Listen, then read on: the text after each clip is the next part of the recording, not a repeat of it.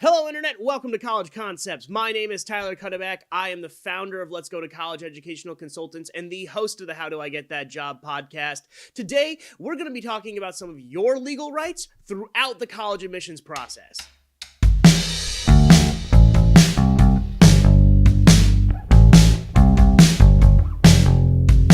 Before we get started with the video, I just want to provide a quick disclaimer.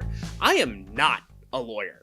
I'm a college admissions professional that has worked for several different colleges and universities across the United States. Because of that, I will be using a lot of quotes directly from the U.S. Department of Education's website about FERPA, and then providing context on how the admissions offices that I've worked in and have been trained in train their staff to abide by these rules and what that looks like in actual practice. I'm not a lawyer. This is not legal advice. This is context from a professional within the field. Got it?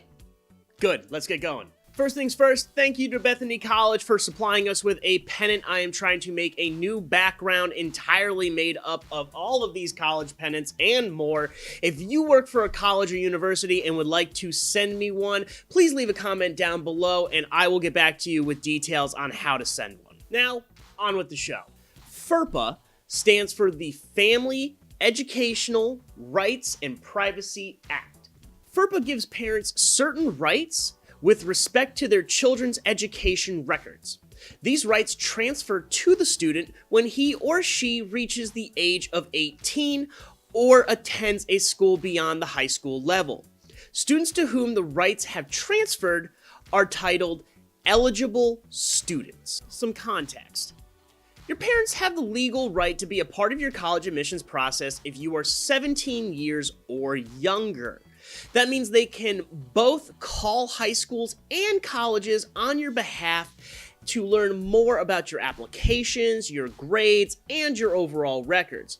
They can check on the status of your application to ensure that all of the components have been submitted properly, and even find out whether or not you've been accepted or denied from a college before you find out. Now, once you have been accepted and you put a deposit down, then they no longer have those rights and those abilities. Also, the day that you turn 18, all of those rights and more get transferred to you. Legally, we cannot interact with your parents on the college side if you are 18 years or older. What this looks like in practice, however, is a little bit different. The law is designed to protect legal adults, people 18 years or older, from interference from other legal adults. In the eyes of the law, your parents are no longer your guardians when you turn 18. You're on your own, even if you still happen to live with your parents or your guardian. Hopefully, none of what I'm about to say applies to anybody watching this video, but there are some parents out there that will do anything in their power to keep their kids from going to college. Sometimes it's because they don't think they can afford that particular college and want their student to go to a cheaper school, so they try to sabotage that way. Sometimes it's because the parents own a business or a farm and the parents can't afford to lose the labor that comes with having their kid working for them. Sometimes the parents are ill and need the kid to stay at home and take care of them. Sometimes the parents are just literal goddamn monsters that want to hurt their kids. I hate to say it, it happens. I've seen all of these situations and more. Just like you wouldn't want someone else's parents knowing your information, FERPA is designed to keep another legal adult, even if it's your parents, from getting access to your information. With that said, these cases are the minority.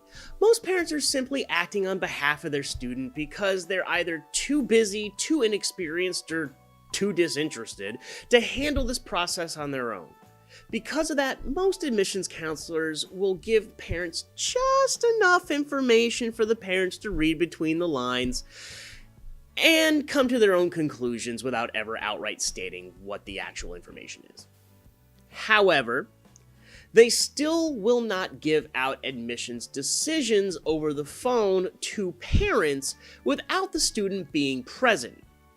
I have seen that happen, but it is typically first-year counselors who are inexperienced and haven't been trained on FERPA yet. The only legal way for admissions counselors to discuss admissions decisions with your parents or an independent college counselor or an educational consultant like myself is if you sign a form waiving your FERPA rights or assigning specific people who can receive information in your stead or on your behalf. Parents or eligible students have the right to inspect and review the student's education records maintained by the school.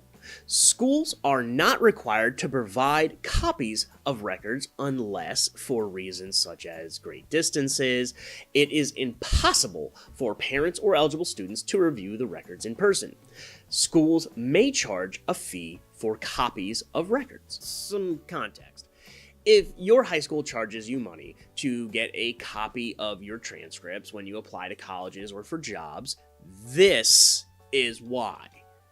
Most schools will not charge you, but if their budget is hurting enough, they will totally do it. This is also what allows colleges to charge you to get copies of your transcripts, and why they can withhold them from you if you have not paid your bill or certain fees. I wasn't able to get my college transcripts straight out of college because I had a charge on my account because I forgot to return my dorm key when I moved out. Once I returned the key, the charge was removed and I received my transcripts. Generally, schools must have written permission from the parent or eligible student in order to release any information from a student's education record. However, FERPA allows schools to disclose those records without consent to the following parties under the following conditions. This is going to be a bit of a rapid-fire lightning round. Sorry for not explaining deeper. There is a lot to get through. If you want deeper dives into any of these topics, please leave a comment down below, and I will make a video about it in the future. School officials with legitimate educational interests. Your college's academic advisor or your high school guidance counselor can see your transcript records because it's literally their job to provide you with feedback and point you in the right direction for the future.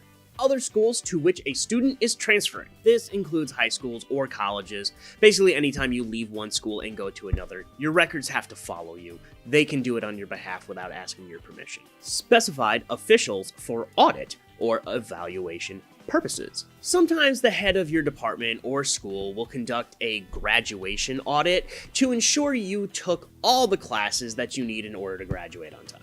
This allows them to do that. Appropriate parties in connection with financial aid to a student. Sometimes scholarships are tied to your grades. If you drop below a specific GPA, you can lose your scholarship. Likewise, if you did really well in your classes this year, you may qualify for a higher level scholarship next year. This allows the financial aid office to look at your records and determine whether you lose or gain or maintain a scholarship. Organizations conducting certain studies for or on the behalf of the school. This is intentionally vague to allow a large group of organizations to fall under the stipulation, but the most common one is your college's institutional research office, so that they can conduct their quarterly and yearly data analysis and reports to the president of the college on the success of their students and alumni. Accrediting organizations. In another video, I will talk about college accreditation boards like Middle States.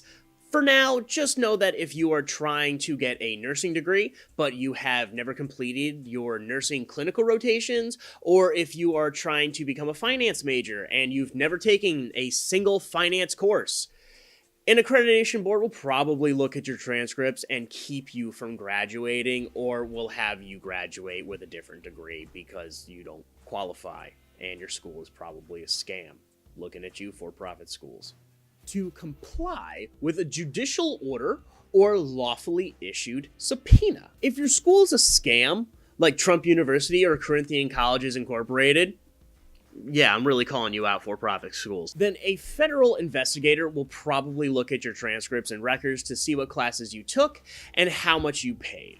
Appropriate officials in cases of health and safety emergencies. A school therapist will probably look at your transcripts if you have a massive psychological breakdown on campus or are found to have an addiction issue in an effort to better understand the situation and where you came from to become where you are now.